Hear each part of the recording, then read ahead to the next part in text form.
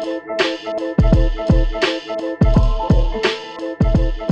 guys, and welcome back to the Movie Club Emporium. And this week we are talking about a movie that, frankly, if you look at it on paper, shouldn't exist. However, you might you might be a bit surprised. We are talking about The Strangers, Chapter One. Uh, so full disclosure, uh, with the original The Strangers, I remember renting it when it first came out, and Amber was very pregnant when it did, and we watched the first half together, and then she was like, "I'm going to bed because I don't want to watch this movie anymore." And so I was like, "All right, well, I'll finish it." And by the time the movie ended, I knew right then and there that she would never ever finish it. Um, so imagine my surprise, where I mean, it has been a few years, but really doesn't seem that long. They announced not only a remake of that film, but a brand new trilogy uh of strangers movies. And I thought, wow, we are grasping at straws here. What are we doing? And then they throw in the caveat of, and they're all three being directed by Rennie Harlan, who uh yes, I think has kind of been in director jail for a while now. um but I love Rennie Harlan, whether it's his I think his Nightmare 4 is one of my favorite of the sequels. I think Deep Blue Sea is the best shark movie right behind Jaws. Um, Cliffhanger, I mean, Die Hard on the Mountain. Come on. I even like Die Hard 2. Uh, and I think Nick has an affinity for Cutthroat Island. I did never watch it. Uh, A Long Kiss Goodnight is fantastic. I actually, between watching the Paul Schrader version of the Exorcist prequel and his version of the Exorcist prequel, while neither one of them are really good, I kind of dig his better because at least it's not boring. So I'm a Rennie Harlan fan, and so I was really intrigued by the idea of Rennie Harlan directing a trilogy of Strangers movies, especially since they're like, oh yeah, he's directing them all at the same time, and they're all coming out like this year and early next year. It'll all be out like right, boom, boom, boom. It's a real kind of like surprise X and Pearl come out in the same year type of situation. And so I went into this movie going, this seems wholly unnecessary and kind of dumb, but I enjoy the filmmaker, so I'll be curious to see kind of what we're doing. And this movie has been getting roasted online, and I gotta tell you, in all honesty, I Ashton and I went to watch it on like a Tuesday afternoon, like an 11:30 or 12:30 showing. Him and I, we drove to the city. Uh, he offered to go because I offered to buy him Wingstop, and then he was more inclined to go with me. We went. I think there were like 7 people in our theater, and I gotta tell you, we had a good time. He has not seen the original one. I kind of did that on purpose with him, only because I kind of want to have some perspective from somebody who hasn't seen the original. He has no comparison. This is his first Strangers movie. How does that work on a movie level? Meanwhile, I'm watching it having seen the other Strangers film. I had fun with it. This movie is a lot of The Strangers. So if you go in expecting to be wild, you're not gonna be. It's The Strangers. It's The Strangers, just with new people in a slightly different setting, with some like outfits are different. And one that to me, that's one of the kind of the cons if this is your first time going into The Strangers, because we do have this couple. They are uh dating, and they're happy and in love. Driving across country, we're in love, and this the boyfriend gets hungry, and so we got to pull over. And it's Jason's rule of the road trip. When we're pulling over, if we're all together, in a place we've never been before, like a city. Like we're gonna go eat some. Like oh, we're in Utah. Where did people in Utah eat? Well, in this city, there's a nice little restaurant. You should go check out where the locals go. 100% on in. Let's go. If there's, we have to turn off the paved road because 20 miles off the interstate is a small, no stoplight town where there's a diner and an auto body shop, and that's it. No, sir. No, no. Just keep going. You'll see those golden arches eventually. And so, all right then, and then they walk into this. They pull up into this diner, and it looks like it's rusted its way right out of the 1950s. They go to this diner, and it's the red herring diner. Like, because it's a record scratch. We're all looking at these outsiders. Come here for our cobbler? I think not. Like there's all these nasty looking people looking at him, including the sheriff, who's played without any lines.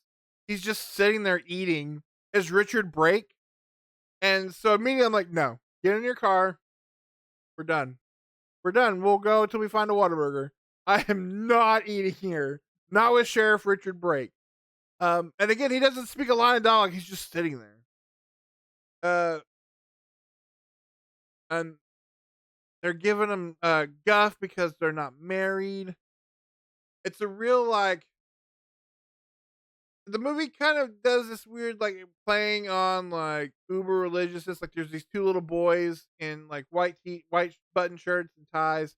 We're not wearing name tags, but we're handing out pamphlets about God and such. And then later on, when the guy goes to buy some post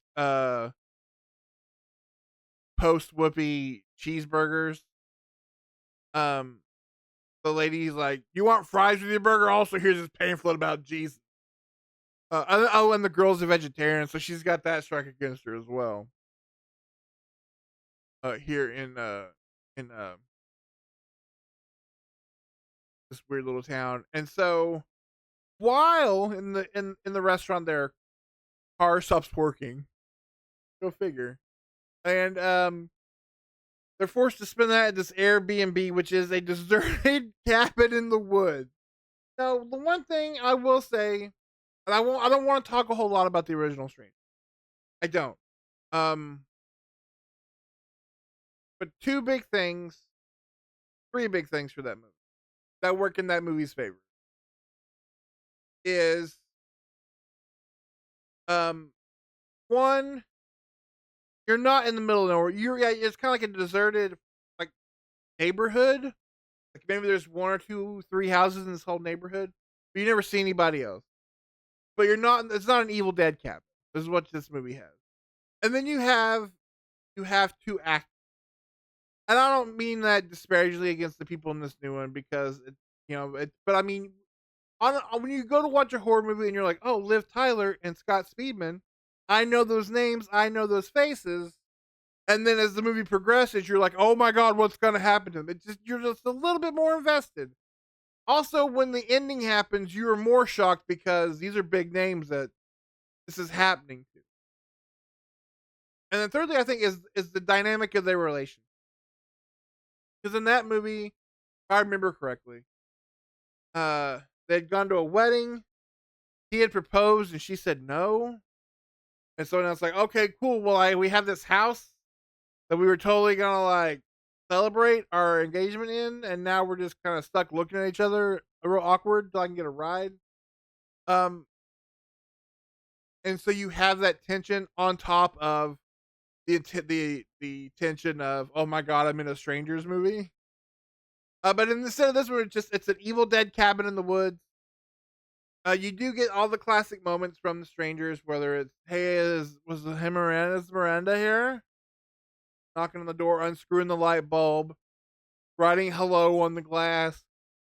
Um, but honestly, what this movie does well, and it's solely because we're building a trilogy, is world building. Because these movies are the exact same length. If you look at it, like 91 minutes each one, and while that original movie uses it, it's slow, it's methodical, and until the very end where it gets up and get crazy. This movie does that as well, but the time it doesn't do as much slow build as much as it does building this world outside, and then we head into the Strangers movie, uh, which is gonna again set up kind of what we're gonna expect out of these sequels movies. And honestly, after watching this movie, again, it goes for kind of beat for beat. Uh, Things change. No members of It's Always Sunny show up in this one, but an unknowing caretaker does show up and gets blasted by mistake. This movie ends with our two leads tied to chairs, face to face with the strangers. Although I will say my biggest complaint with the design, because they're wearing it's the same mask, but they're new. It's a real like we bought these on Temu type situation. Appropriately, uh,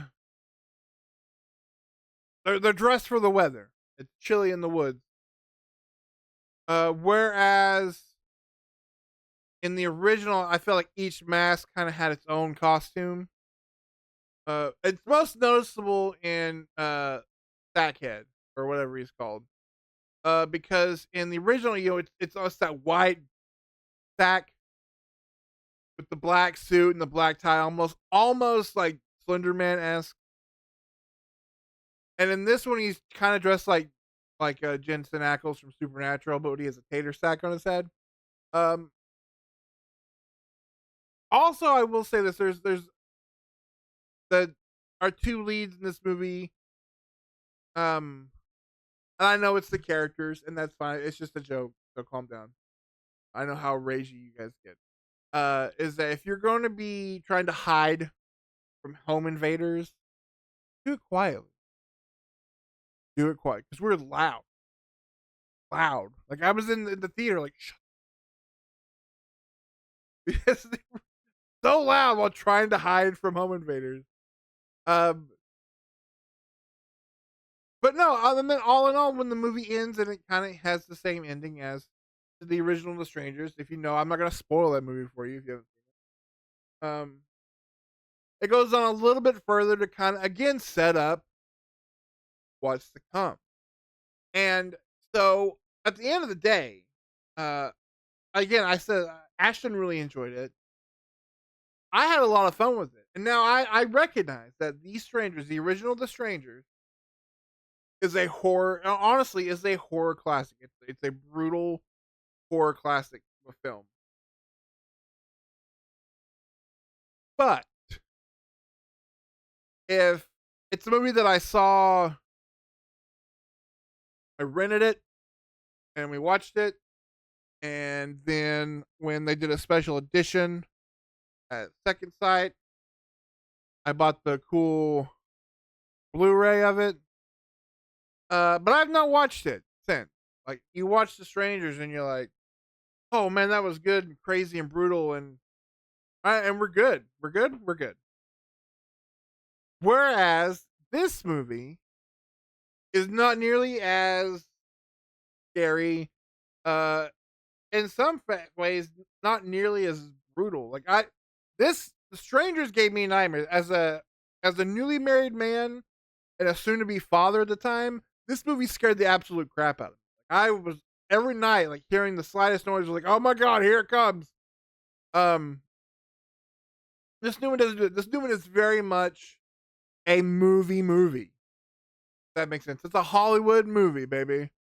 Um, and I said it. I stand by it, even though it may not make as much sense outside of my head. It feels like we took the script for the original Alien, but then like put all like we directed it like we would action oriented, like we were directing Alien. So it's the original Strangers. It's 100% the original Strangers with a little bit more, but it's made way more actiony by a filmmaker who makes those movies kind of righty. It's a ride, and that's what Rennie Harlan does well. He makes a good ride of a movie, and that's what this is. So at the end of the day, if you're like, "Hey, Jason, you want to watch The Strangers?" This one, no, I saw it, and it's brutal, and it's great, and it's horrific, and it'll mess you up. That's great, but I don't want to watch that again. This one, um, kind of yeah. Like especially as the new ones come out, I'll revisit this one for in preparation for the chapter 2. So if you go into this movie expecting like I don't know, John Carpenter's The Thing to Howard Hawks' The Thing from Another Planet, The Thing from Another World, that's not what you're getting. Uh, it's Alien, but we're directing it, but we made it like Alien. We took this horror movie and kind of made it a fun, somewhat scary, a lot more action movie, a lot more world building, and I'm excited to see what comes next. And honestly, at the end, going into that theater, that was the last thing on my mind was that I was going to be excited to see what Chapter 2 looked like. But I had absolute blast with this movie. It's a lot of fun. So go check out The Strangers Chapter 1, and let's look forward to The Strangers Chapter 2. But more importantly, let's look forward to next week's review because it's finally time. Despite not being able to read a calendar, it would seem at all. I'm terrible at it apparently. I am professional. Next week's review, we're talking Furiosa.